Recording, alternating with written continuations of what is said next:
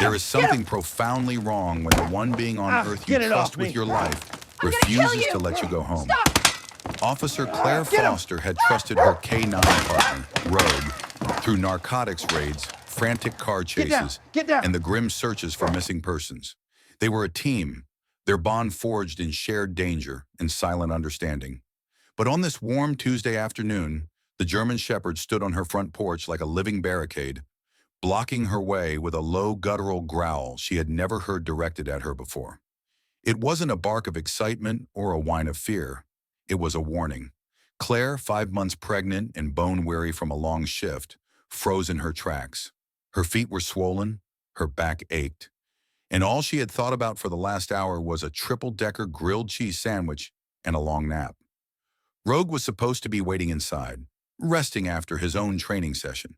Instead, he was here, a rigid sentinel of black and tan fur, ears pinned back, eyes locked on her with an unnerving intensity that sent a chill down her spine, despite the heat. "Rogue, what's the matter, boy?" she asked gently, her hand hesitating on the doorknob. He shifted his weight, a single deliberate step forward that unequivocally blocked her path.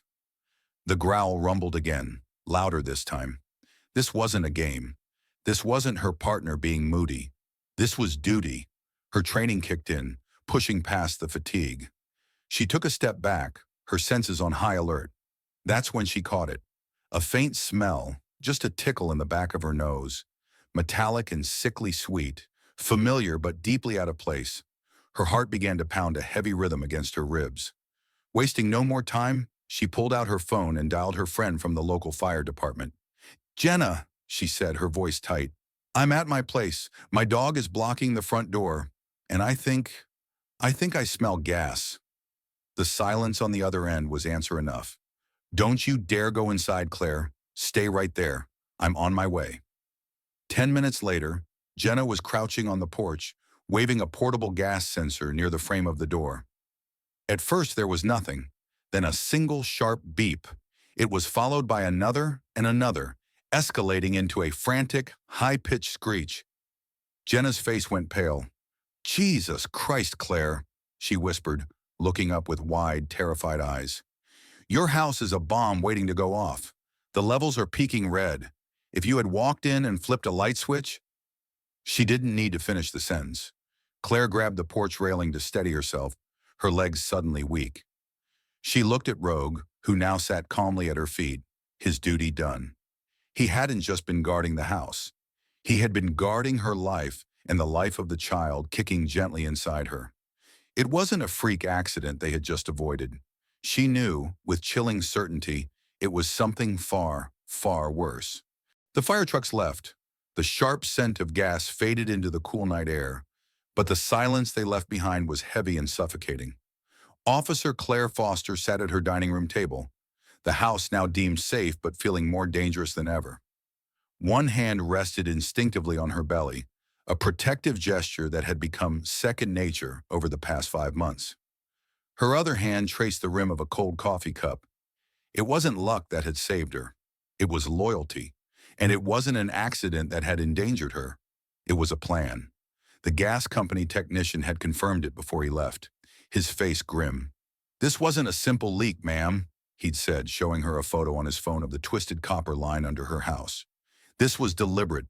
Someone with tools and know-how twisted this until it was just shy of snapping. A slow, steady feed. They knew exactly what they were doing." The words echoed in Claire's head. Someone had been under her house. Someone wanted her dead. Her police training kicked in, overriding the shock. She pulled out her department-issued tablet and logged into her smart home security app. She never paid much attention to it, but it tracked every sensor. Her finger trembled slightly as she scrolled through the activity log for the previous day. Monday night, everything was normal. But then, there it was. Tuesday, 11:38 a.m. Back door opened. 11:39 a.m. Kitchen motion sensor activated. 11:47 a.m. Back door closes. 8 minutes. An intruder was inside her home for 8 minutes while she was at the precinct finishing paperwork. A cold dread washed over her as she remembered something else, the laundry cabinet. She walked to the small utility room, Rogue shadowing her every step. The cabinet door was slightly ajar. Behind a row of cleaning supplies, just as she'd seen it in her mind's eye, was a cheap plastic lighter, the kind you buy at a gas station. She didn't smoke. She hadn't bought a lighter in years. The plan had been horrifyingly simple. She would come home, smell nothing amiss at first, flip on a light switch, and her house would have become her tomb. She didn't call it into the station, not yet. This felt too personal. Instead, she called Detective Evan Ross, an old friend from the academy, now working violent crimes. "Evan, it's Claire," she said, her voice tight. "I need a favor. Off the books for now." She laid out the evidence: the sabotage, the security log, the lighter. His friendly tone quickly shifted to one of grave concern. "Claire, you need a protection detail. You can't handle this alone." "I'm not alone," she replied, looking down at Rogue, who was watching her intently. "Just help me figure out who I'm looking for." That night, she turned her dining room into a personal command center. She pulled out the analog archives she kept, binders filled with her most significant case files. She needed to find a ghost with a grudge. For hours, she flipped through pages, the faces of criminals blurring together. Then she found him. The file was 2 years old. Leo Vance, a small-time arsonist with a flair for theatrics, charged with attempted manslaughter after setting a garage on fire with a rival inside. She remembered the arrest vividly. She and Rogue had cornered him in a storm drain. He hadn't been stoic or remorseful. He'd been filled with a venomous rage, screaming that she had ruined his life and that he would make her pay. Her fingers flew across her laptop keyboard, pulling up the state inmate locator. Her stomach dropped. Leo Vance. Released on parole 2 weeks ago. Evan confirmed it the next day. "He's off the grid, Claire. Skipped his last 2 parole check-ins. No current address." "He's here, Evan. I know he is." She refused to be a target waiting in a cage. She started canvassing her own neighborhood, driving slow loops, her cop's eyes scanning for anything out of place.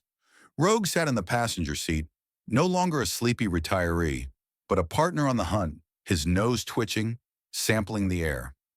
On the 3rd day she saw it, a rusty blue pickup truck, no plates, parked on a dirt maintenance road behind a row of vacant lots. She parked a block away and approached on foot, Rogue on a tight leash. The truck was empty, but on the passenger floor was a black duffel bag, unzipped. She crouched behind a dumpster, using her phone's camera to zoom in. Inside, wrenches, gloves, and a coiled hose. Tools for sabotage. When Evan's team arrived to sweep the truck, Claire had one more request. She had them carefully place the lighter she'd found in her laundry room into a scent detection kit. She needed confirmation. She needed Rogue to tell her she wasn't crazy. In the sterile environment of an evidence van, Rogue was presented with the scent box. He sniffed the first 2 chambers, neutral. At the third, containing the scent from the lighter, he froze. A low growl rumbled in his chest, and he barked once, sharp and certain, pawing at the chamber. "That's him," Claire whispered. "That's our guy." With the scent locked, she put Rogue's work vest back on. "Find him, buddy," she commanded, clipping his lead at the spot where the abandoned truck had been. Rogue put his nose to the ground and took off, pulling her toward the woods. The trail was cold, hours old, but he never faltered. He led them through a dense patch of forest to the back of an old derelict warehouse.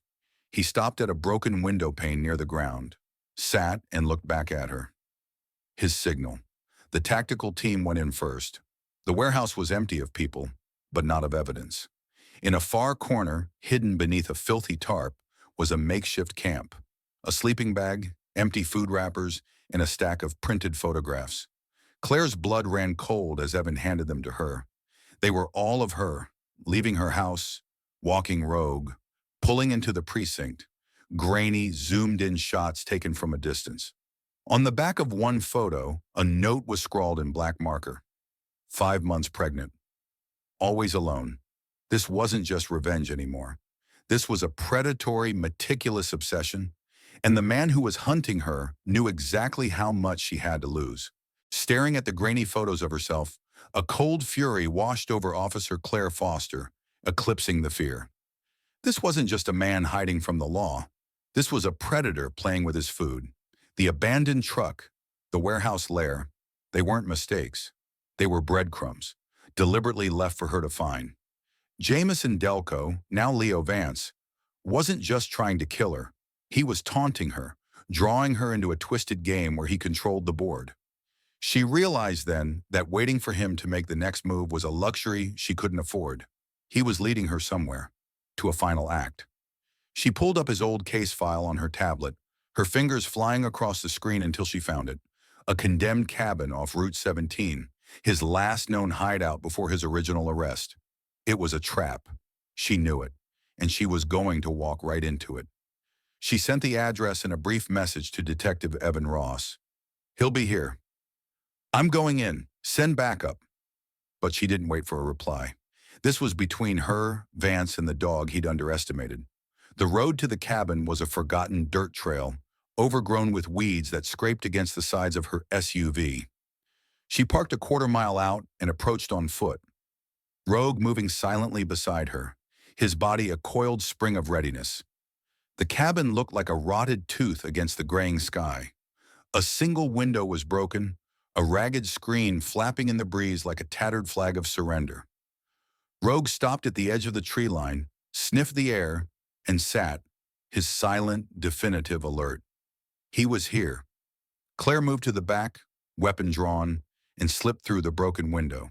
The air inside was hot and stale, thick with the smell of mildew and sweat.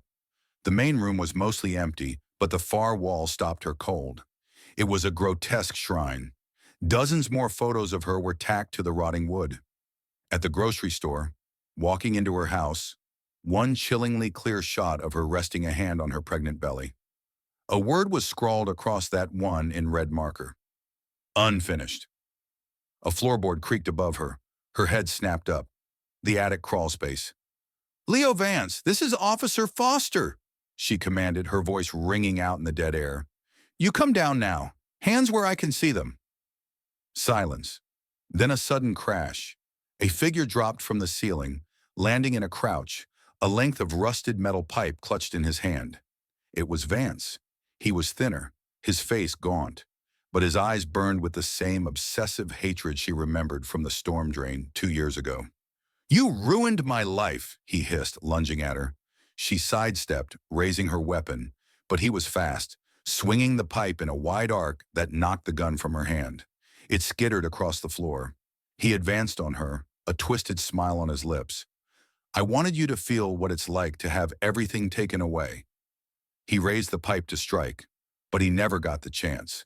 With a roar that was pure protective fury, Rogue launched himself across the room. He wasn't a dog anymore. He was a weapon. He hit Vance in the chest, and the two of them went down in a tangle of limbs in snarling rage. The pipe clattered uselessly to the floor. Vance screamed as Rogue's jaws locked onto his arm, the K9's training and loyalty converging in one devastating, life-saving act.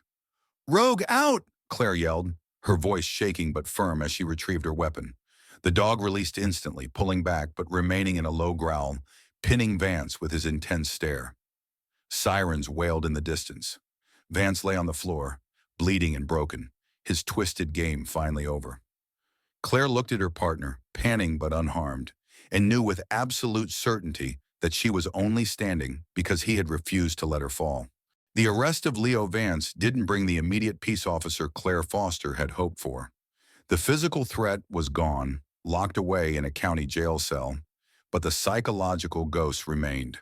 In the weeks that followed, her house, once a sanctuary, felt like a fortress she had to constantly defend.